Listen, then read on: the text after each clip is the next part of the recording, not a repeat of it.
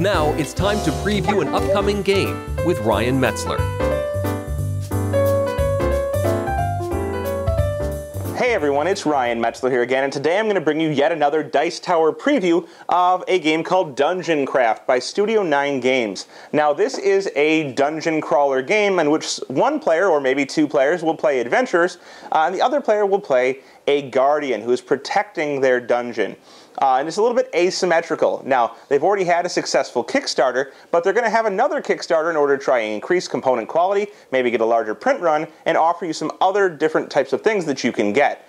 So real quick, we'll take a look at the components in the game and how the game plays. Reminder, these are Kickstarter preview components. They are not final quality components. We will see, as I said, how the game plays, and then we'll come back here and I'll sum it all up for you. Here you can see the prototype components for Dungeoncraft. Now note these are all prototype components, so what you get in the final game may change, but will be represented by these pieces. What we're looking at here is the components for a dungeon diving game in which one player plays a dungeon master. They're going to be running this dungeon, they're going to be the bad guy essentially, and either one or two other players will be the heroes trying to quest through the dungeon in order to earn victory points, more victory points than the dungeon master himself can earn.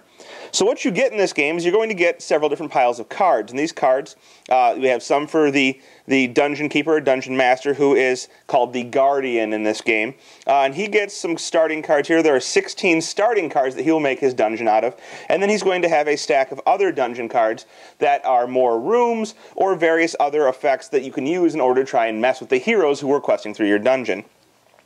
Now, for the heroes, you're going to have a stack of hero or adventurer cards. These cards are going to have different adventurers. We'll see there's a sprite cleric who is an advanced character. You can tell because he's worth 3 victory points at the top right corner of the card. Or we just have a normal cleric here who is worth 2 victory points. Or the rogue or the warrior. You'll see there's different types, clerics and mages. And then we have another high-end character here, the gnome mage, who's a specialty character. And these 3 victory point ones are better than the 2s. On your hero cards, you're going to see you have abilities or traits. Like, for example, the Sprite Cleric has a +3 against traps, a +2 against magic, a +2 against brute, and a +3 against evil. So he's pretty good all around. And he has a power called Sacrifice, which will allow him to kill himself in order to save someone else in the party if he gets killed, or if somebody else gets killed. Other clerics are much like that, but with worse traits. So you'll see Trap +0, Magic 2, Brute 3, Evil 4.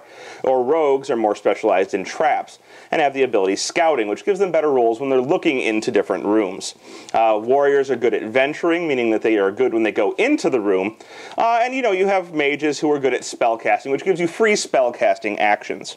You'll have those cards, and you'll start with 3 heroes, either through drafting them or through taking them randomly.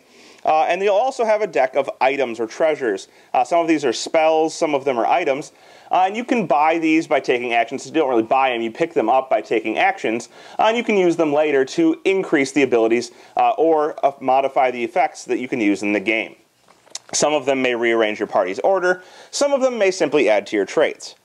In addition to all of those, you're going to have several tokens. You're going to have mapped tokens, which are going to show you rooms that you've completed if you're the hero, and scouted tokens, which will show you rooms that you've looked through. You're going to have points that mark the entry, which you'll see in a moment. Some things that if you level up will give you more plus bonus to your rolls. And then some various other things like this one here that tells you the order of your party when you enter a room. You'll also have 2 dice and some tokens that will allow you to keep track of how many actions you've taken on your turn. But the first thing you're going to do is that the Guardian is going to set up the dungeon, and I'll do that right now. So here you can see the setup after the Guardian has set up Dungeoncraft, and what you're looking at is a 4x4 dungeon, so 16 rooms that the Guardian wants to protect from our adventurer. In this game, there can either be 1 or 2 adventurers. This will have 1, and there will be 1 Guardian.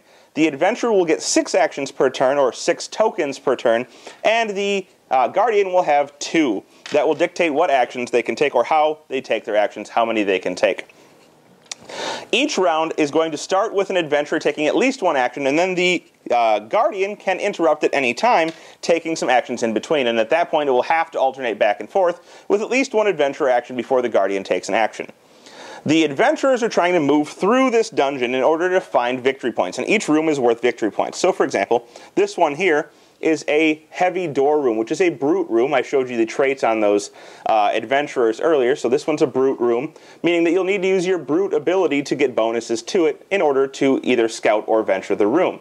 It's worth 1 victory point. On has an ability on it. It says if a venture or scout roll fails here, the guardian will get an extra 2 actions to use on their turn because they're basically alerted to the presence of our hero. Now, you'll see this is set up with 2 entry points, and our heroes will have to start from one of the 2 entry points and try and work through the dungeon. Different rooms will be worth different amount of victory points. So you'll see this magic room here is worth 2 victory points, and it says each time this room is scouted or ventured in, the guardian may draw a dungeon card. So it has an ability, and when our heroes get there, it's going to give the guardian more cards.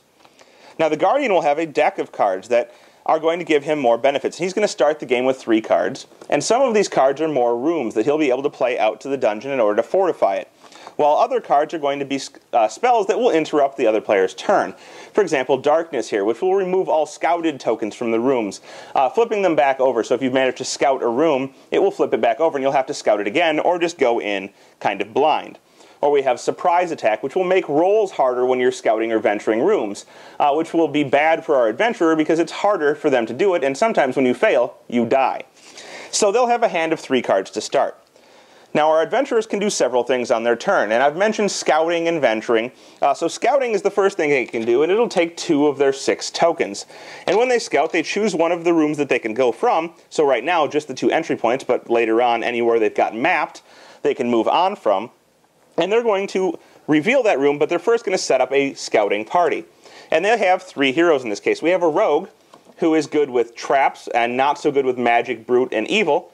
We have another rogue who's the same, and then we have a dwarf warrior who is, moderately good at many things, but primarily a big brute, and he's good at fighting evil. So, in addition, rogues have a benefit to scouting, so they're going to get a bonus for that. So maybe we'll send our rogues in first to scout.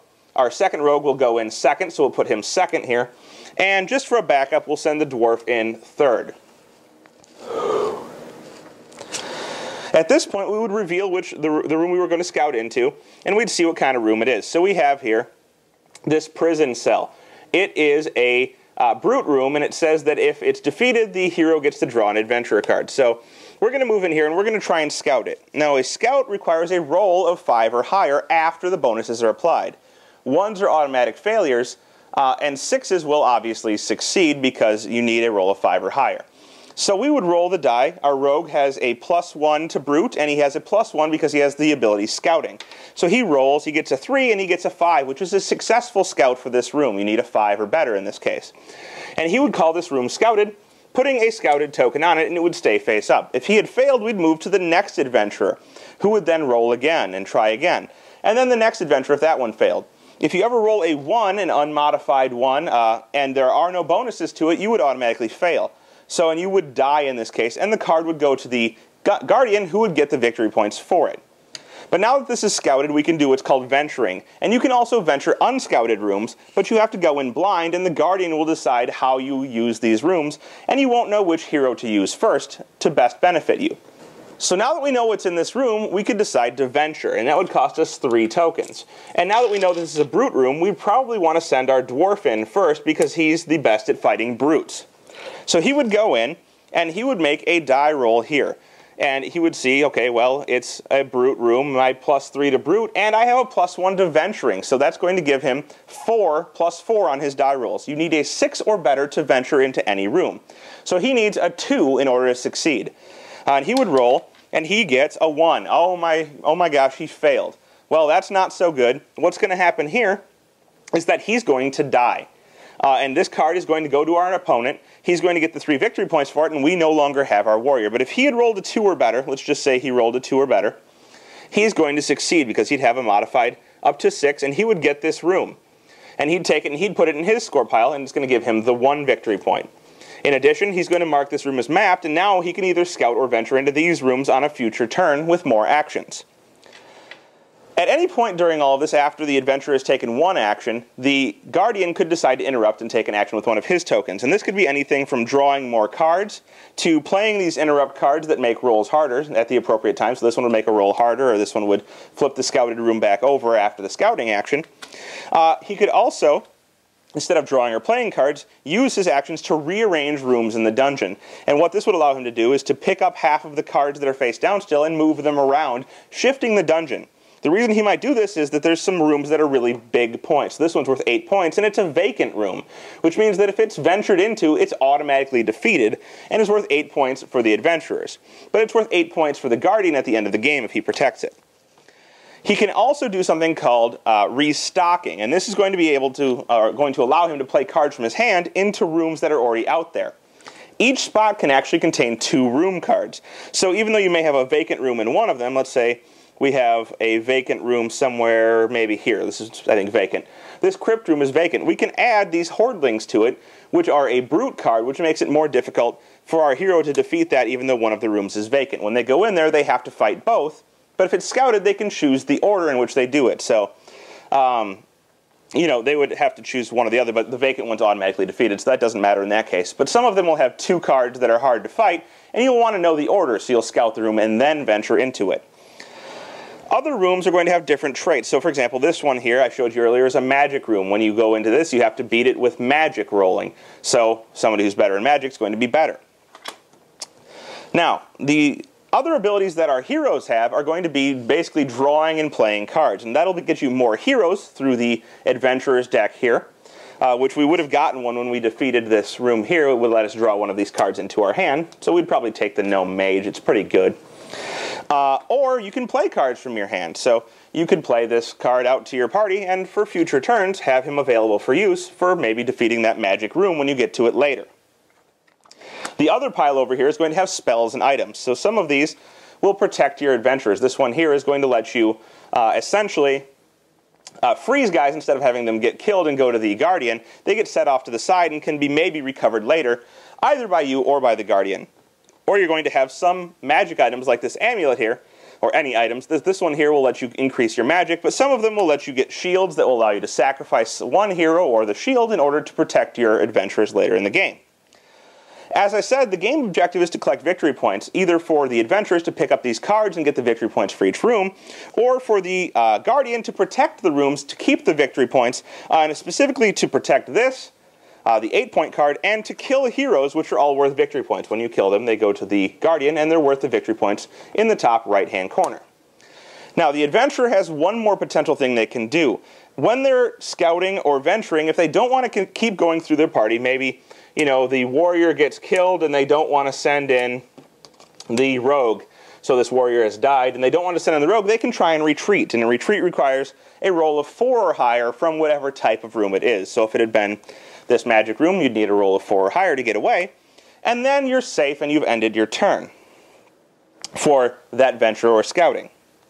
The game will end when the Guardian manages to go through this entire deck and wants to draw a card but no longer can, and at that point you're going to score victory points. The hero or adventurer for each of the cards they've picked up here, and the Guardian for the remaining rooms they have left over. It's every 2 rooms is worth 1 point. For all of the heroes that they've killed, which is going to give them points printed on the card, and the items that they had, which are also worth victory points. And then if they've managed to keep this treasure room, they get a bonus 8 points. And whoever has more points after all of that is going to be the winner.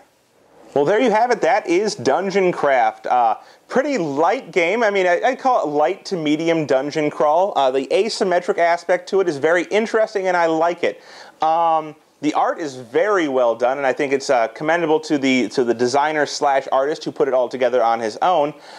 And generally, I think there's a good amount of strategy in the game, but that's kind of balanced with some luck. I mean, you have the card draw and you have the dice rolling, and so there are those luck aspects, but I think if you decide to be a careful planner, you can certainly plan out a strategy to navigate through that dungeon hall that will be relatively foolproof, given moderate dice rolling. I mean, if you plan carefully, you send the right guys, you scout first and then venture, and you use the right people to do so, I think you can really have a good strategic gameplay here. Now, playing as the Dungeon Master or the Guardian, there's also a good amount of strategy to spacing your rooms out. And, you know, making sure that it's not too easy for the hero to get through. They're not getting a bunch of vacant rooms, picking up a bunch of free victory points. If you're a more foolhardy, or I guess more brave or daring, or just you want to plow through the dungeon, there's also that option. And some good dice rolling can certainly take you through. So if you're looking for a nice like lunchtime dungeon crawl, check out Dungeoncraft on Kickstarter when they have their new project up. I'm sure they would appreciate your support.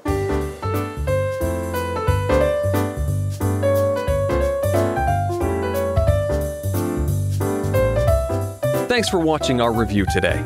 For more information about board games, as well as the #1 board game audio podcast, check out Dicetower.com for reviews, interviews, and more. I'm Eric Summerer, and you've been watching The Dice Tower.